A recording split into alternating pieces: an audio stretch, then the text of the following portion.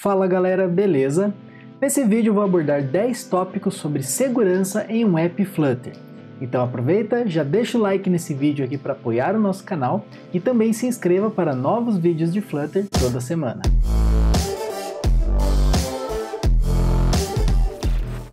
A primeira dica, pessoal, é a proteção do app quando ele está em segundo plano, né, ou em modo background. Então essa é uma funcionalidade que geralmente os bancos, né, eles trazem por padrão. Então quando o usuário ele tenta colocar o aplicativo em segundo plano, a tela é bloqueada ou ela fica ali escurecida para que, por exemplo, alguém não consiga tirar um screenshot ou mesmo ver informações ali sensíveis, por exemplo, de uma conta, né, ou dados bancários de uma pessoa.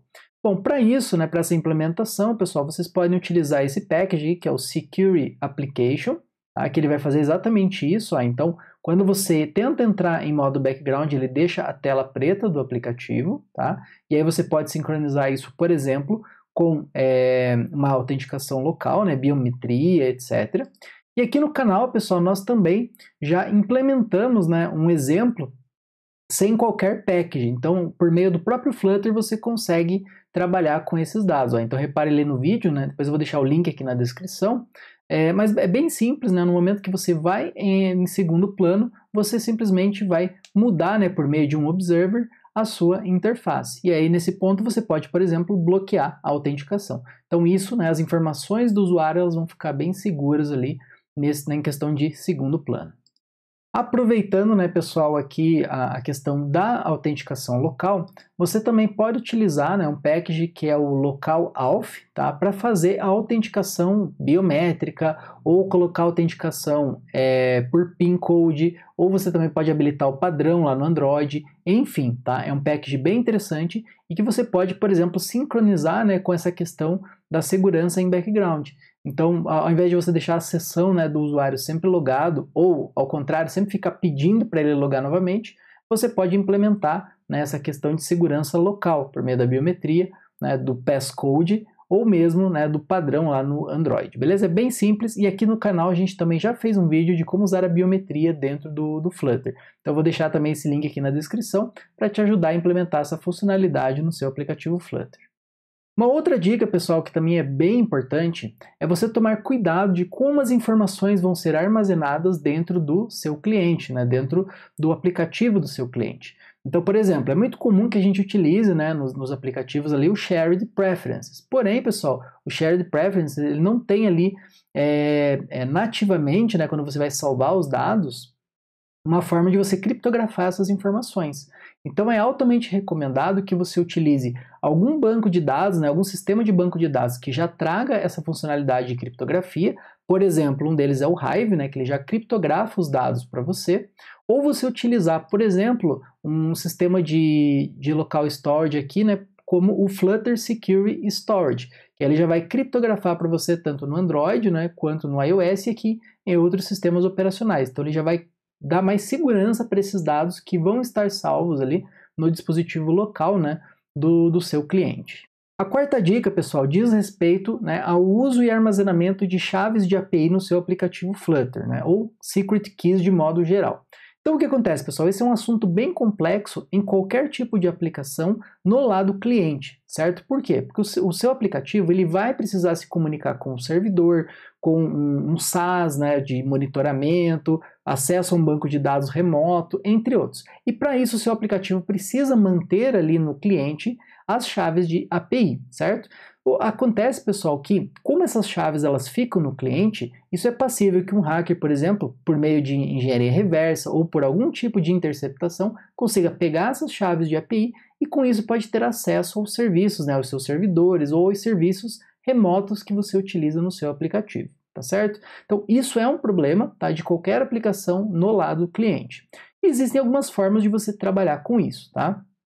As duas mais populares, né, que você pode trabalhar dentro do Flutter é você usar, por exemplo, a flag Dart Define, que você vai ter lá por meio da linguagem Dart, né? Então, basicamente, você vai passar aqui, quando for rodar, né, o Flutter, você vai passar o Dart Define e você vai definir suas variáveis de ambiente. E aí, lá dentro do seu código-fonte, você vai ler, né, essas variáveis dessa forma aqui, né? String from environment, e aqui você vai ler a variável, beleza? Então essa aqui é a forma padrão para você trabalhar com isso. Tá?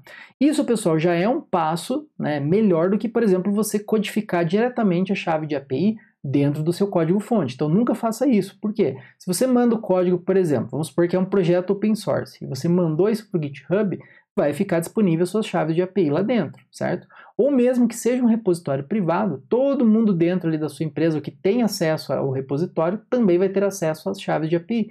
E às vezes são poucas pessoas, né, são poucos devs dentro ali da empresa que vão ter acesso a essas chaves de produção. Então você tem que tomar cuidado nesse sentido, beleza? Então o Dart Define já ajuda um pouco.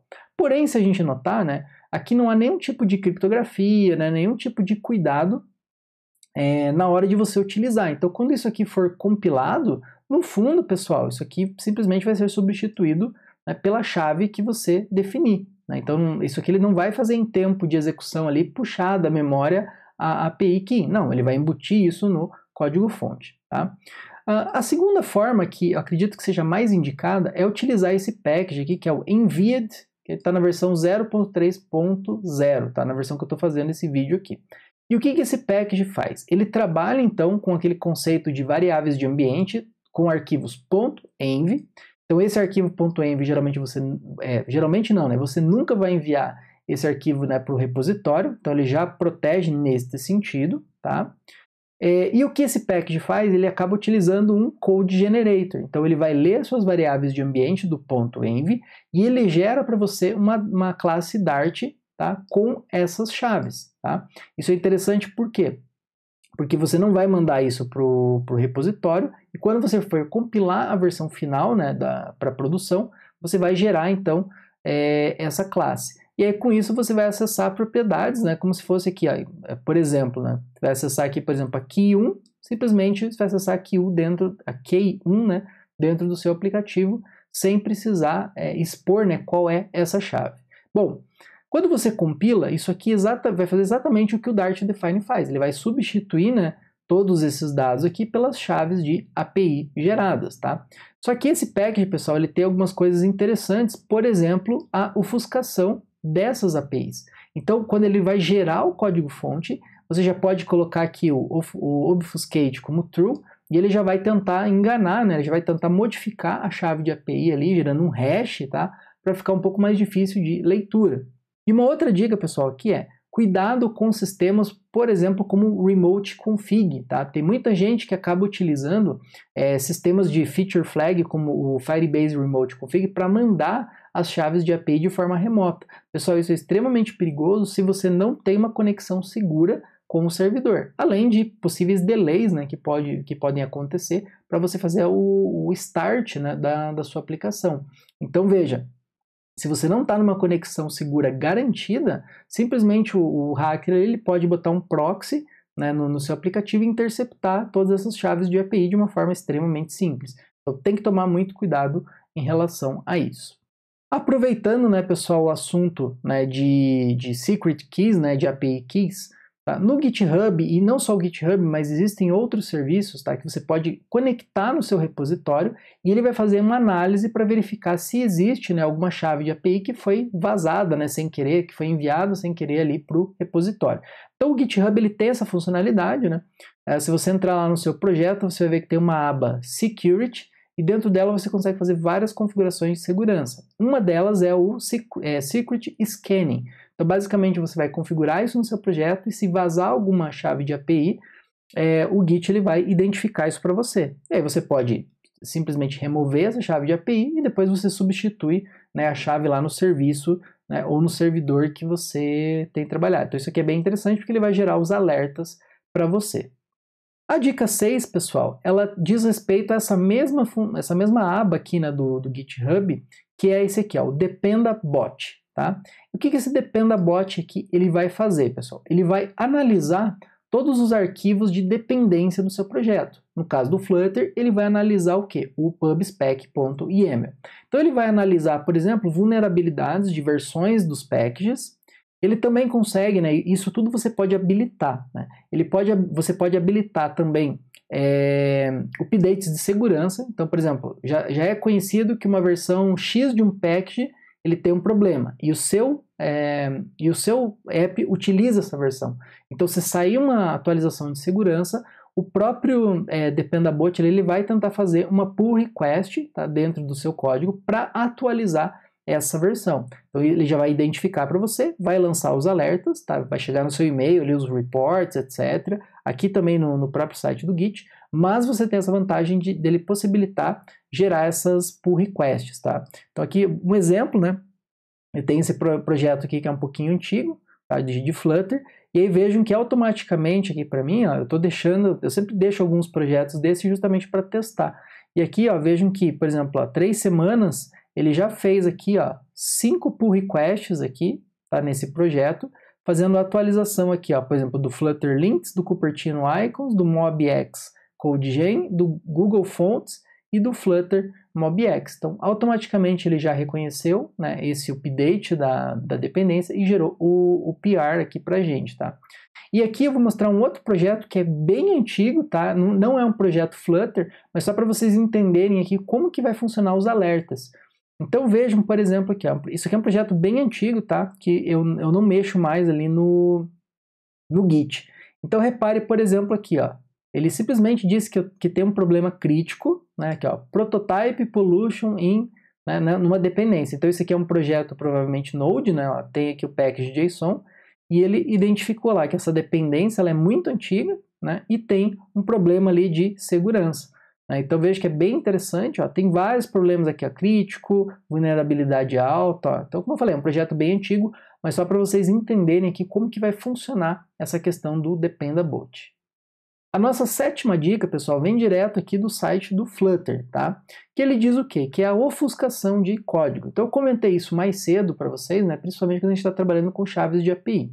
Então, quando você vai fazer o release do seu aplicativo, né, a versão build final, que seria o executável, né, o arquivo binário que vai para as lojas, é interessante você executar a ofuscação de código, que basicamente ele vai tentar embaralhar, ele vai tentar mudar o nome das classes, das funções, para um texto ali, né, para variáveis, enfim, para nomes que sejam mais difícil de leitura humana. Então, por exemplo, se um hacker ele tentar usar um software para fazer engenharia reversa no seu aplicativo, o código gerado ali ele vai estar todo esquisito, né? Então, se você tem uma classe lá chamada block, ele vai criar uma classe lá XYZ, alguma coisa nesse sentido, tá? Então, ele tenta dificultar a leitura do código, beleza? Então, isso aqui com certeza é um passo que também pode ajudar, né, a melhorar um pouco a segurança do seu aplicativo Flutter, né? Não é 100%, né? Isso aqui não é uma dica infalível de segurança, mas com certeza ele vai dificultar, né, um ataque muito melhor do que você não ter nada, né, e teu código-fonte puder sofrer, né, uma engenharia reversa. A nossa dica 8, pessoal, ela é bem interessante aqui, que é um package chamado FreeRasp, tá? Ele é um package bem interessante criado pela Talsec aqui, que é uma consultoria, né, uma empresa ali de segurança de aplicativos. E basicamente o que eles fazem, né, esse package faz, ele faz aqui um Runtime App Self Protection. Então basicamente é uma proteção, né, uma autoproteção ali, enquanto o seu aplicativo está sendo executado, tá? Então aqui, pessoal, eles falam aí bem detalhado, tá, a documentação do packaging, mas é interessante, ó, o que eles tentam prevenir, né? Eles tentam prevenir a engenharia reversa do aplicativo, a violação do aplicativo para tentar fazer uma republicação. Então isso é muito comum, né? Às vezes há uma engenharia reversa do aplicativo e aquele mesmo aplicativo ele é injetado dentro dele um código malicioso e o hacker ele tenta republicar esse aplicativo fake, digamos assim, na loja, né, para tentar enganar os usuários. E aí dessa forma ele tenta capturar senhas, dados de cripto, etc. Tá? Aqui eles também tentam prevenir malware, né, fraudes, etc. E tudo isso fazendo algumas identificações. Por exemplo, se o smartphone lá ele tem root ou jailbreak, né, se para prevenir, por exemplo, algum hooking framework, que são os frameworks, por exemplo, para tentar executar, né, como se fosse um robô de código ali dentro, tipos, né, não confiáveis de instalação, entre outras informações. Então é um package bem interessante, tá? bastante coisa gratuita dentro dele, né? E também tem uma versão paga, né? Então, para aplicações aí mais premium, bancos, etc., eles oferecem uma versão aqui paga que traz várias outras métricas não, né? Mas várias outras proteções, né? Como ataques brute force, botnet, DDoS, entre outros. A dica 9, pessoal, é em relação a APIs HTTP. Então, geralmente a maioria dos aplicativos, né, vai ter ali uma conexão, né, com um servidor para fazer chamadas a uma API, né, para pegar dados, para fazer autenticação, etc. Então, assim, pessoal, a primeira dica, a mais básica de todas, pessoal, utilize uma conexão HTTPS, tá? Isso já vai ajudar bastante, né, a fazer uma criptografia ali da conexão entre o seu aplicativo e o servidor. Tá? Então, se você não utiliza HTTPS, pessoal, é muito fácil, é extremamente simples. Em 1 minuto você consegue colocar um proxy ali no seu desktop, pegar o aplicativo, conectar nesse proxy e você vai conseguir ver todas as chamadas HTTP sem nenhuma proteção. Tá? Todos os dados sensíveis ali do usuário, chaves de API, senhas, você consegue ver literalmente tudo. Tá? Mas, pessoal, isso não é 100% suficiente. Tá? Então, dentro do mobile, né, existe esse conceito aqui de SSL pinning. Tá? Então, o que é isso? A maioria dos servidores hoje eles já trabalham em HTTPS, então ele tem um certificado ali que é gerado pelo servidor, e esse certificado é enviado ali tanto para o dispositivo móvel, quanto, por exemplo, se você acessa um site ali no computador, e ele é instalado no seu sistema operacional. Então, a partir desse momento, o seu aplicativo ali, cliente, ele já envia, né, ele já conhece, né, já confia naquele certificado que veio de um servidor, tá? Mas o que acontece, pessoal? Existe essa técnica aqui, que é o SSL pinning, que basicamente permite que você simplesmente defina, olha, eu quero confiar no certificado A, B e C, tá? Por que isso é importante? Tá? Porque, por exemplo, imagine que o seu cliente, ele vai lá num café, né? Tá usando o aplicativo dele numa rede pública lá de Wi-Fi, e aí o que acontece? Pode ser que exista um hacker ali, né? Ou que instalou algum router ali fake, que está intermediando essa conexão para um aplicativo específico. O que ele pode fazer é tentar enviar, né, um certificado dele, digamos assim, e o seu, digamos assim, o seu aplicativo confiar nesse certificado. Então, esse é um ataque, né, que eles chamam de... onde que está aqui? Que é o homem do meio, digamos assim, né? Que é um hacker que ele manda aqui, né, um certificado ruim lá para o aplicativo e ele intermedia, né, a conexão do servidor com o cliente. Então, com isso, ele pode capturar informações, ele pode ficar vendo as informações ali, né? E, ao mesmo tempo, né, ele pode interceptar e mudar, por exemplo, a requisição. Então, para evitar isso, né, o seu aplicativo ele pode, né, simplesmente utilizar, olha, eu quero utilizar somente um certificado, 2, 3, que são confiáveis pelo servidor. Então, antes de estabelecer a conexão segura, né, via HTTPS, o aplicativo ele manda, né, faz uma verificação com o certificado que o servidor está enviando para ver se realmente bate. E aí, se realmente bater, ele vai fazer, então, essa conexão segura, beleza? Então, isso é bem importante, pessoal. E aí você consegue configurar isso lá no HTTP, no DIL, etc., para fazer essa verificação. E a última dica, pessoal, aqui do próprio, né, do Flutter aqui, é mantenha a sua versão do Flutter atualizada, né? Obviamente, em relação à questão da segurança. Então, acompanhe sempre os releases, né, do Flutter, e se você vê que, por exemplo, tem alguma vulnerabilidade de segurança que foi corrigida, é altamente recomendado que você atualize, então, o seu aplicativo para aquela versão do SDK. Obviamente, se existe algum problema, né, alguma vulnerabilidade no SDK antigo, né, um hacker ele pode explorar essa vulnerabilidade, né, para tentar violar ali o seu aplicativo e, obviamente, os dados dos seus clientes. E se você conhece, né, alguma outra dica, né, fora essas 10 que eu deixei aqui, ou se você tem algum comentário, né, complementar, deixa aqui nos comentários, né, para compartilhar seu conhecimento e também ajudar outras pessoas que estão pesquisando, né, que estão estudando sobre esse assunto, né, para tornar os aplicativos Flutter cada vez mais seguros, tá? Principalmente em alguns ambientes como fintechs, né, e outras empresas que estão adotando em massa o Flutter, né, como tecnologia principal. E se você gostou, né, do vídeo aqui, também deixa o like para apoiar o nosso canal, né, se inscreva e eu vejo você no próximo vídeo. Até mais!